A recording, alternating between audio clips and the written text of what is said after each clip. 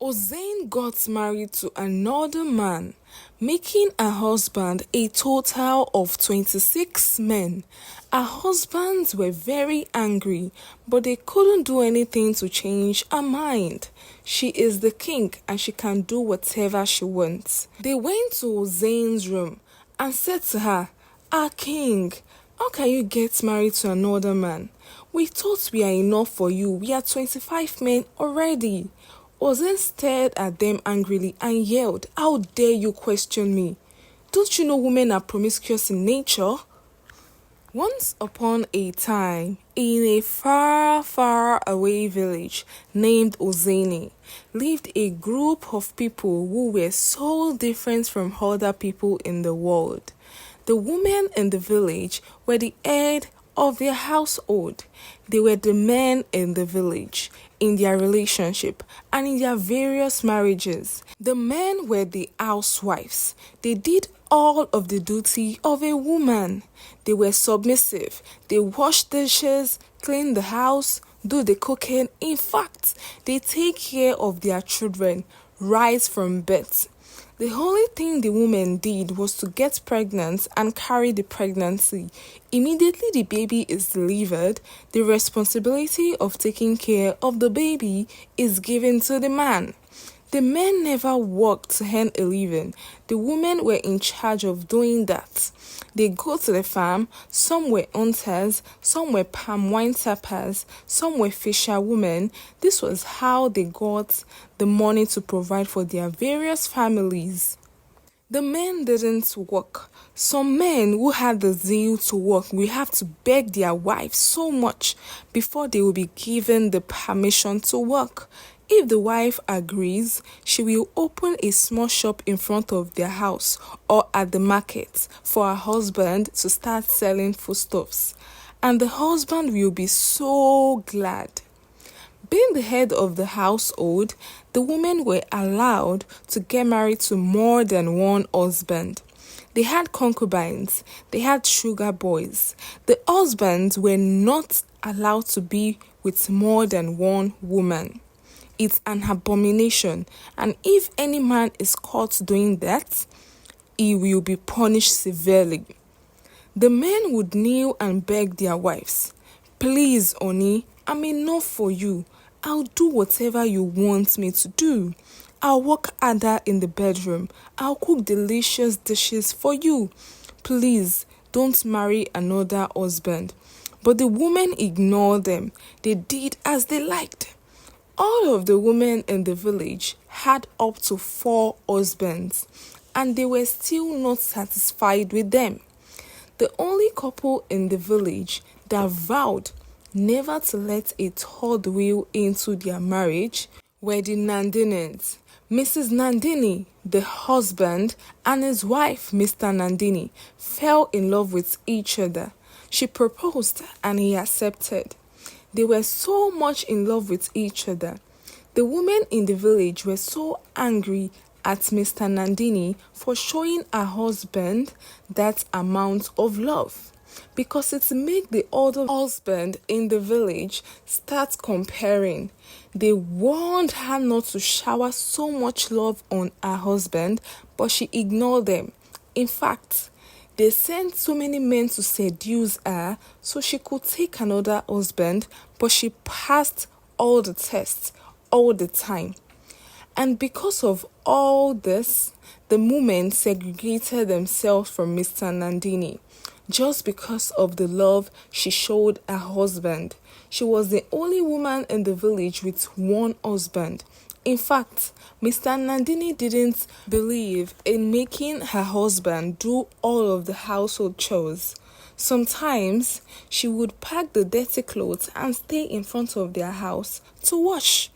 The woman who see her will shout, "Abomination!" But Nandini never cared. "What happens in my house is my business. It isn't yours," she would say to them all the time. Sometimes the woman would laugh at her and say, "Don't worry, you will soon learn." The last woman that refused to marry another husband in this village, Mama Kelechi, today she now has 10 husbands. We will be here waiting. Very soon you will get married to another and we will be glad. Oh, in that case, you have to wait forever, Nandini would always say to them. She loved her husband so much and promised never to marry another. Truly, the last woman who promised not to marry another man, Mama Kelechi, broke her promise. Her husband loved her so much. In fact, they've been in love with each other since they were little kids. They did everything together until she proposed. Back then, they behaved the way the Nandinins were behaving now. In fact, theirs was worse. They were all over the place telling the women to love their husband and to not entertain another party in their marriage. Papa Kelechi was so proud of his wife, but unfortunately, she was just like every other woman in the village. She met a very handsome man. She fell in love with him and married him. In no time, she married 10 men. Papa Kelechi became a laughing stock in the village. He eventually left Mama Kelechi's house, breaking their marriage. Mama Kelechi didn't even beg him to stay. She had more men to herself now. Papa Kelechi became friends with Ojojo. Ojojo is one man in the village that never believed in the way of life of the people. He hated it so much, which is why he never has a wife.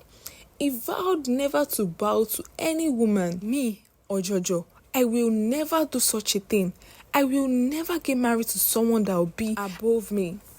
But they will reply him saying, Ojojo, nobody even wants to get married to you, sef. Rest, abeg. From generation to generation, Ojojo's forefathers have been just like him. They all didn't get married. They refused to be the woman in the relationship, but they had baby mamas. His father told them the story of how women became the men. It started as a mere bet.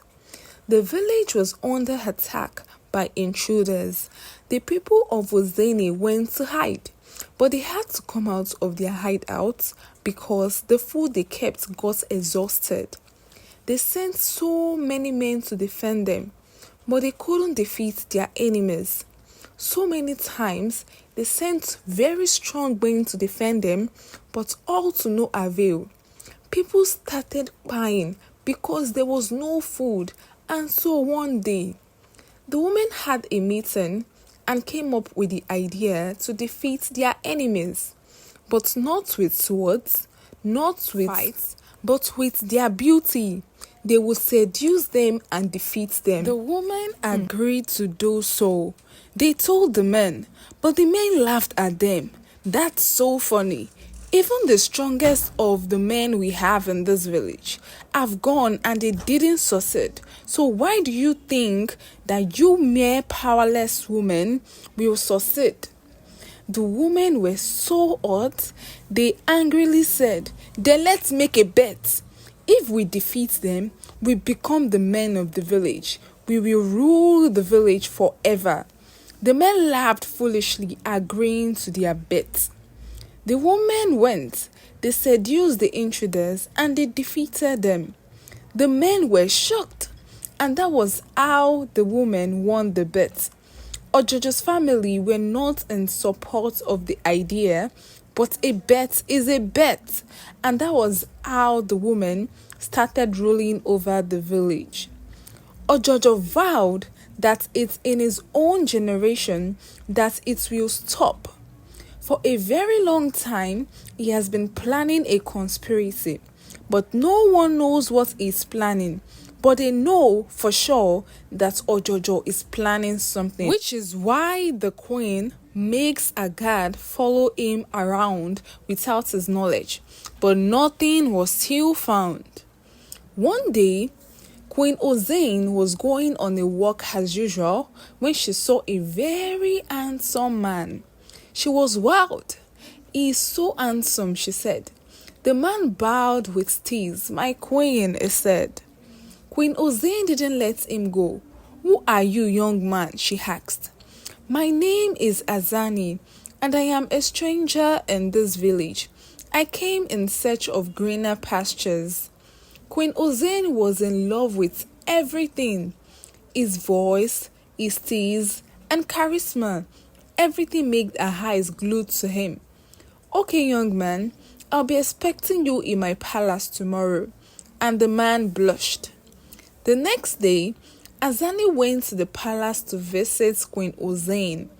She was very happy to see him. She kept blushing all through. She sent her guards away to have a private time with Azani. The guards went to tell her 25 husbands what they saw, and the husbands were so angry and jealous. After 25 husbands, the queen is still eyeing another, they said. They waited for Azani to leave, and then they confronted her. Her queen, we heard another man is about to join us. Please, our queen, why do you want to marry another man? Are we not doing our best as your husbands? Queen Ozane ignored her husband and said to them, women are promiscuous in nature. You can't tell me what to do, okay? And her husband left sadly. Azani started visiting the palace a lot. He started dating the queen. He made her feel on top of the world. He acted so sweet. At this point, the queen was madly in love with Azani. And then she asked him, will you marry me? Azani smiled and didn't respond. She asked again, and he said, no, I can't, my queen. Why? The queen asked. Well, it's because in this town, the women are the head, and I can't be the woman to any woman. If I'm to marry you, I want to be the head. Abomination! Queen Ozane said, and she dismissed Azani immediately. But she couldn't sleep. She loves him so much to let him go. And so she made the decision to make him king. She called him and told him he would be the king as he wants. He was glad and they got married. She made him king and the village women were shocked. He became the king of Ozeni village. Weeks after he became king, Azani totally changed. He started ordering Ozane to do chores that women were not allowed to do. He made her fetch water, wash his clothes. Her husbands laughed at her, saying, we warned you. Azani became friends with her husbands, and together they made her work so much. It was the same for the village women, as Azani, the new king, commanded that the men become the head of all of the households. The men saw it as a revenge plan, and they made the women work so much. They make them sit at home and take care of the babies. They lock them inside, forcing them to wash so many clothes. The men even started going after different leaders. The ladies couldn't do anything because Azani was now king. It was later revealed that Azani is Ojojo's son, and this is the conspiracy Ojojo has been planning for a very long time. The women became so sad. They realized that they shouldn't have done that to their various husbands. The only woman that her husband wasn't bad to was Mr. Nandini. Her husband didn't treat her bad because when she was the head of the house, she didn't treat him bad either. It was so tough on the village women, and yet again, they had a secret meeting. They made a plan on how to take the throne back, and they did. It took the men by surprise because they weren't expecting it. And this time, the women didn't use their power against the men. They've learned their lessons. In fact, they asked them for forgiveness. The women became the head again as per the tradition, but they wanted to make changes, and so they made the Nandinis part of the royal family. Mr. Nandini became the king of the village, so she can lead by example. And ever since that day, Both genders lived equally and happily ever after. The end. So, besties, thank you so much for watching. What I said at the beginning of the story, where I said women are promiscuous in nature, I did not mean that. Let's take note that this is a story, and I was just trying to use the reverse psychology.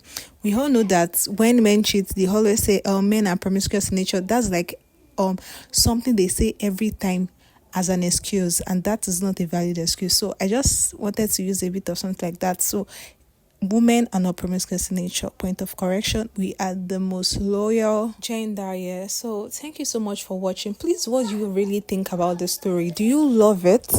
Will you like a situation like this? Will you like it if it happens in real life, where the men have to do the roles of a woman? Will you like to be the head of the family? Just trace me in the comment section. Let me know how you feel, how you think. Yeah. Please don't forget to like, share to your friends to also see this beautiful story. Please subscribe and tap on the notification bell. So every time I upload a new story, you get to know and you can support your girl. Thank you so much, bestie. And see you guys on my next story. Bye. Love you all. Bye.